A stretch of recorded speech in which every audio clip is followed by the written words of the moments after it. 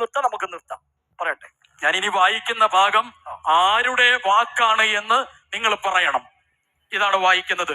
ജ്ഞാനം എന്റെ മൂലധനമാണ്, ബുദ്ധി എന്റെ മതത്തിന്റെ അടിസ്ഥാനമാണ്, സ്നേഹം എന്റെ അടുക്കൽ മൗലികമാണ്, ആവേശം എന്റെ വാഹനമാണ്, ദൈവസ്മരണ എന്റെ കൂട്ടുകാരനാണ്, ആത്മവിശ്വാസം എന്റെ നിധിയാണ്, ദുഃഖം എന്റെ ചങ്ങാതിയാണ്, വിദ്യ എന്റെ ആയുധമാണ്, ക്ഷമ എന്റെ ഉടുപ്പാണ്, സംതൃപ്തി എന്റെ മുതലാണ്, കഴിവില്ലായ്മ എനിക്ക് അഭിമാനമാണ്, ലൗകിക വിരക്തി എന്റെ തൊഴിലാണ്, വിശ്വാസം എന്റെ ശക്തിയാണ്, സത്യസന്ധത എന്റെ ശുപാർശകനാണ്, അനുസരണം എന്റെ കുലീനതയാണ്, സമരം എന്റെ പ്രകൃതിയാണ്, നമസ്കാരത്തിലാണ് എന്റെ കൺകുളിർമ സ്ഥിതി ചെയ്യുന്നത്, ഓർമ്മയാണ് എന്റെ ഹൃദയത്തിന്റെ ഖനി, എന്റെ സമുദായത്തിന് വേണ്ടിയാണ് ഞാൻ ദുഃഖിക്കുന്നത്, എന്റെ നാഥനെയാണ് ഞാൻ കാക്ഷിക്കുന്നത്.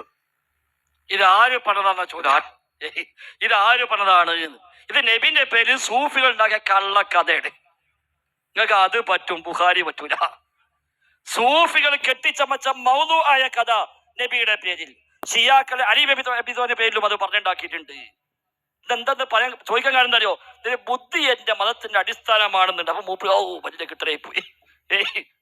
കണ്ടങ്ങള് ബുഖാരി മുസ്ലിം അടക്കം ഉദ്ദേശിച്ച ഹദീസ് മുഴുവൻ തള്ളിയ മനുഷ്യന്മാര് ഷിയാക്കള് അലിയുടെ പേരിലും സൂഫിയാൽ നബിന്റെ പേരിലൊക്കെ കള്ളക്കഥ, മൗദൂ ആയ ഹദീസ്, മൗദൂ ആയ ഹദീസ്. അതാണ് ഇപ്പൊ ബുദ്ധിക്ക് തെളിവ്. തീരെ ബുദ്ധിയില്ലാത്ത മനസ്സിലായില്ലേ? ഇതാണ് ഇപ്പൊ ചോദ്യം. 31 ഒറ്റാക്കിയിട്ട് 32 ചോദിച്ച മനുഷ്യന്മാരെ പിന്നെ എന്താ പറയണത്? ആവട്ടെ.